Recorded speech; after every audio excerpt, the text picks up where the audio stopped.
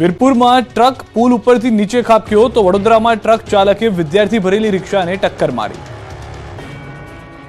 રાજકોટના વીરપુરમાં ગમખ્વાર અકસ્માત સર્જાયો। પૂરપાટ જતો ટ્રક પુલ પરથી નીચે ખાબક્યો। વીરપુર જેઠાબાપાના મંદિર પાસે પુલ ઉપરથી ટ્રક નીચે ખાબક્યો। ટ્રકનો આગળનો ભાગ ભાંગી જતા ટ્રક નીચે ખાબક્યો। જોકે સદનસીબે ટ્રક ડ્રાઈવરનો આભાત બચાવ થયો। આ તરફ વડોદરાના ખાનગી યુનિવર્સિટીના વિદ્યાર્થી લઈ જતા વાહનનો અકસ્માત થયો।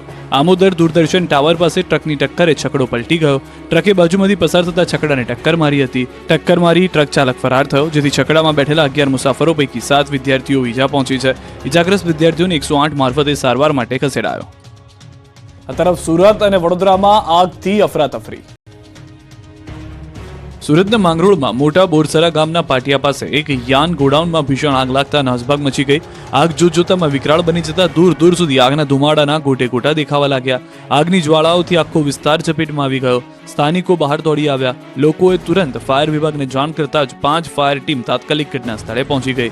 ફાયર વિભાગની ટીમોએ 5 કલાક સુધી સતત પાણીનો મારો ચલાવીને આગને કાબૂમાં લેવાનો પ્રયાસ કર્યો, પરંતુ આગ એટલી ભીષણ હતી કે ફાયર ટીમો પહોંચે તે પહેલા જ આખું ગોડાઉન આગની ઝપેટમાં આવી ગયું। ગોડાઉનમાં રાખવામાં આવેલો તમામ યાનનો જથ્થો બળીને ખાખ થઈ ગયો। આ ઘટનામાં તેમને આશરે 20 થી 22 લાખ રૂપિયાનું નુકસાન થયું। આ ગોડાઉનમાં લગભગ 15 થી 20 કામદાર કામ કરતા હતા, જેમની રોજીરોટી પર પણ અસર થઈ શકે છે। જો કે સદનસીબે કોઈ જાનહાની થઈ નથી। આગ લાગવાનું કોઈ ચોક્કસ કારણ હજુ સુધી જાણવા મળ્યું નથી। આ બાજુ વડોદરાના વાઘોડિયામાં ચાલુ કારમાં આગ લાગતા રોડ પર અફરાતફરી મચી ગઈ। કારની નીચે પેટ્રોલ લીક થતા આગ લાગી હતી। આમોદર ગાયત્રી મંદિર પાસે રોડ પર આગનો ગોળો બની ગઈ હતી ગાડી। રસ્તા પર ભડભડ કાર સળગી ઉઠતા લોકો ડરી ગયા। આગની ઘટનામાં 2 લોકોનો આબાદ બચાવ થયો। કારમાં આગ લાગવાના પગલે નજીકના શાકભાજી માર્કેટમાંથી લોકોના ટોળા ઉમટી પડ્યા। બાદમાં ફાયર વિભાગે પહોંચી આગને કાબૂમાં કરી। જાલોદમાં કરિયાણાની દુકાનમાં લાખોના અનાજની ચોરી। 3 લોકોએ ભેગા મળી હૈશો કરી તોડ્યું શટર અને દુકાનમાં કર્યો હાથફેરો।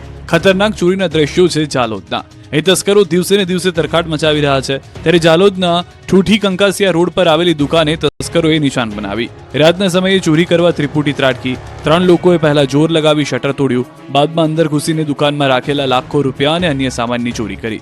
કરિયાણાની દુકાનમાં ચોરી થતા વેપારીઓમાં ફફડાટ ફેલાયો અને પોલીસના પેટ્રોલિંગ પર સવાલ ઉભા થયા। જાલોદ પોલીસને જાણ થતા દોડી આવી હતી અને વધુ તપાસ હાથ ધરી। ઉમરગામમાં સ્થાનિક પ્રશ્નોને લઈને આદિવાસી સમાજની નીકળી જંગી રેલી।